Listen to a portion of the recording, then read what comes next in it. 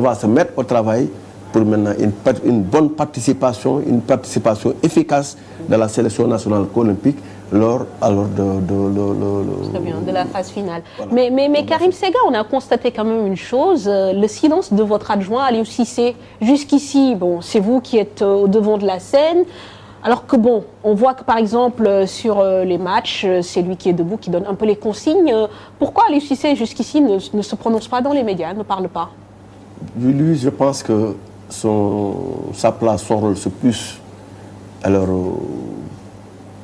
dans le coaching d'entraînement, dans le coaching de match, dans la communication avec les joueurs. Donc ça, c'est trois secteurs extrêmement importants alors, pour sa formation. Et il ne se gêne pas de jouer ce rôle-là. C'est aussi en parfaite organisation, en parfaite entente que je communique plus avec la presse. Le temps maintenant aussi qu'il maîtrise mieux, qu'il s'imprègne mieux du fonctionnement, comme je peux dire, d'une manière générale, du football au niveau du football local. Très bien. Donc, ce n'est pas parce que je refuse de communiquer, mais c'est quelqu'un aussi qui apprend, qui aime apprendre, mais avec patience et étape par étape. Très bien. Mais nous pensons que les étapes. Ce n'est pas parce qu'il ne veut pas refuser, ce n'est pas aussi parce qu'il ne sait pas communiquer. C'est un très très bon communicateur et bientôt vous allez découvrir son talent dans ce domaine. Très bien. Alors en attendant, lui, il n'était pas hier à l'aéroport. On parle bien sûr d'Aliou Cissé. Vous y étiez en même temps que Mbaye Diouf Dia, Amadou Kane et des joueurs que nous avons accueillis à l'aéroport Léopold Sédar Senghor. Ambiance et réaction tout de suite dans Parlons Foot.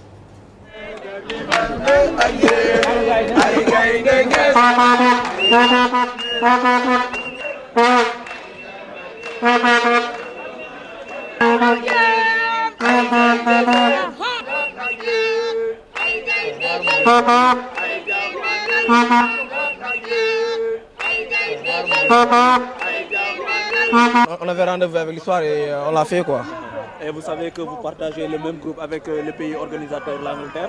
Ouais, là je viens de l'apprendre. Bon, on a tout le temps aussi de travailler là-dessus. On a 3 mois devant nous. Donc on aura le temps de bien se préparer pour entamer la dernière phase, quoi. Je pense que ça va se marquer dans les annales du football sénégalais. Et vous pensez que cette victoire va réconcilier le football sénégalais et le public? Oui, je pense, parce que il y a les Sénégalais qui sont venus pour nous donner du courage. Et je pense que, Inch'Allah, au jeu, on fera quelque chose.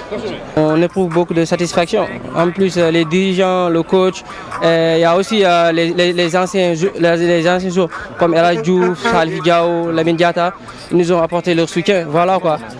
Dès le début, on savait que la gagne était importante. Et c'est simplement le couronnement d'un long processus qui a été entamé depuis le comité de normalisation. Parce qu'il faut se rappeler, on n'avait pas pratiquement trouvé une équipe ni cadette ni junior. Il fallait donc constituer l'équipe cadette. Et si vous voyez ces jeunes aujourd'hui, c'est les jeunes qui ont fait ensemble 2 ans en cadette, 2 ans en junior et qui se trouvent ensemble aujourd'hui. Donc la force de cette équipe, c'est que nous avons des gosses qui se connaissent parfaitement bien. Même s'ils ne sont pas en regroupement pendant un temps assez long, je crois que ça a été démontré sur le terrain qu'ils se connaissaient parfaitement et ça donne le résultat que nous connaissons aujourd'hui. Je pense que tout le monde est ravi pour une première. Je félicite l'équipe. Alors donc le travail doit recommencer. Parce que comme vous l'avez remarqué, nous sommes dans une poule qui n'est pas faible. Mais si on connaît ça, je pense qu'on doit pouvoir miser sur cette équipe-là qui est très bonne. Je crois qu'on ne dirait pas que nous sommes déjà favoris parce que quand l'Angleterre a vu jouer, parce que l'arbitre qui a officié le match est un Anglais, le comité d'organisation a fait de ce match-là un match test pour l'organisation des JO. Je crois qu'ils ont dit qu'ils n'aimeraient même pas avoir le Sénégal dans cette poule. Alors nous aussi, nous avions prié pour malheureusement nous nous retrouvons avec le meilleur football au monde, mais je crois que nous avons des arguments à faire valoir. Nous allons apprendre, il faut le rappeler parce que c'est une première. Voilà donc un travail de longue haleine, une projection également sur ce qui va se passer dans quelques mois. Karim Sega, est-ce qu'il y a eu des joueurs déjà qui... Parce que vous savez que chaque sélection a la possibilité de prendre 3 joueurs de plus de 23 ans. Des joueurs de l'équipe A qui ont manifesté leur volonté peut-être de venir vous accompagner pour cette aventure. De toute façon, nous allons, comme nous avons déjà dit, c'est les meilleurs et ceux dont le profil répond au tournoi vers lequel que nous allons prendre. Des manifestations de joueurs qui veulent venir et qui ne soient pas de la catégorie, on en enregistre. Mais présentement, on est au programme. Le meilleur programme possible. Avec des matchs, avec de très bons sparring partenaires pour améliorer alors l'équipe d'ici la date fatidique. Combien de matchs amicaux vous aimeriez avoir? Au minimum 3. Il nous faut au minimum 3 matchs de bonne qualité avant le 10 juillet. Parce que ce ne sera pas quand même évident quand on sait que à cette période-là, les championnats européens seront terminés, le championnat sénégalais a priori également. Donc vous aurez aussi des joueurs qui n'auront pas forcément beaucoup de compétition dans les jambes. Non, mais il y a 16 équipes qui sont qualifiées. Et toutes ces équipes auront besoin alors de faire des matchs de préparation. Elles pourront se rencontrer entre elles. Même en dehors même de cela, il y a aussi des tournois qui s'organisent et des tournois de très bon niveau. Alors c'est là maintenant où la fédération, alors le secrétariat, la direction technique auront maintenant un véritable rôle à jouer.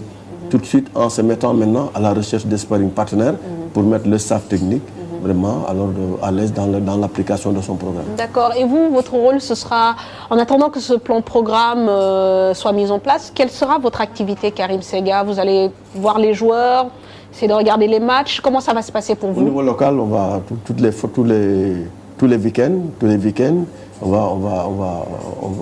va aller voir le match, particulièrement moi qui suis là. Moi et Gaspard Gomis, on va essayer de voir le maximum de matchs possibles.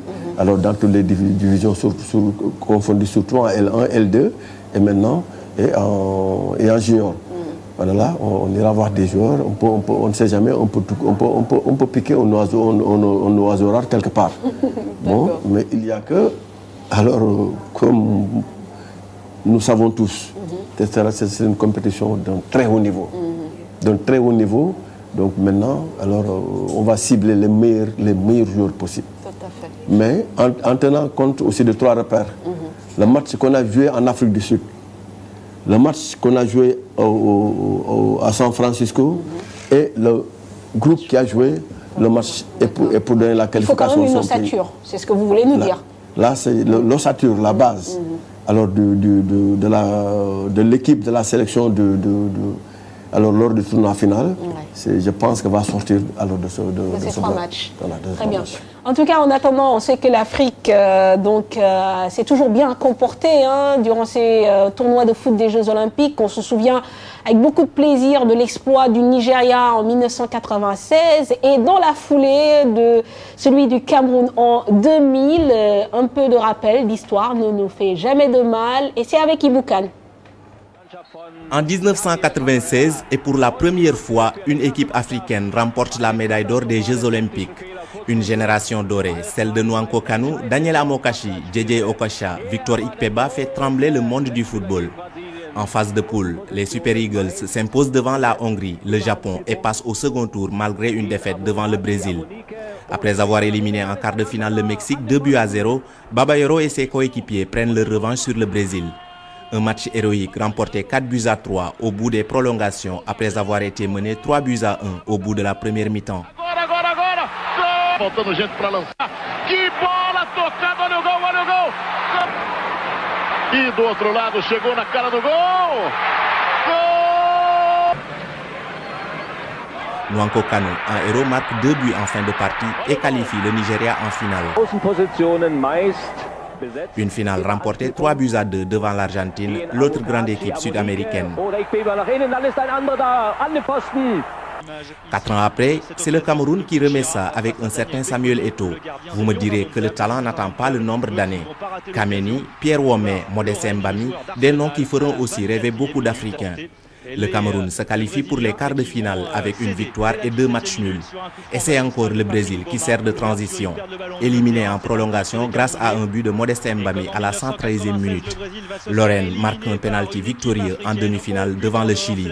En finale, Pierre Womé, Djitap, Eto'o, Mboma et Lorraine marquent leurs 5 pénaltys alors que l'Espagne en rate un. Le Cameroun inscrit ainsi son nom dans le palmarès du tournoi de football des Jeux Olympiques. De son histoire et qui succède donc au Nigeria. Alors, Karim Sega, on se rend compte que de grands noms du football africain et de grands noms du football mondial en général se sont fait connaître grâce à ces Jeux Olympiques, pour ne citer que ce qu'on vient d'entendre, Samuel Eto'o, Jérémy Djitap, Nwankwo Kanu. Donc, c'est vraiment une excellente occasion pour se montrer aussi à la face du monde. Simplement dire à nos jeunes joueurs que c'est un plateau qu'il faudra honorer. Mais c'est aussi un plateau lors duquel ils devront donner le meilleur d'eux-mêmes et montrer ce dont ils sont capables pour se révéler et maintenant se retrouver dans de grands clubs comme alors en ont bénéficié leurs aînés, leurs prédécesseurs. Très bien. Donc le travail ne fait que commencer. En tout cas, Karim Sega Diouf, on vous remercie parce que le voyage a été long, fatigant. Merci d'avoir quand même fait cet effort de vous déplacer jusqu'ici dans nos studios de la TFM pour parler foot ce soir. On espère que vous avez apprécié en tout cas ces images. Merci à la régie, merci à l'équipe technique. Karim Sega, bonne chance à vous.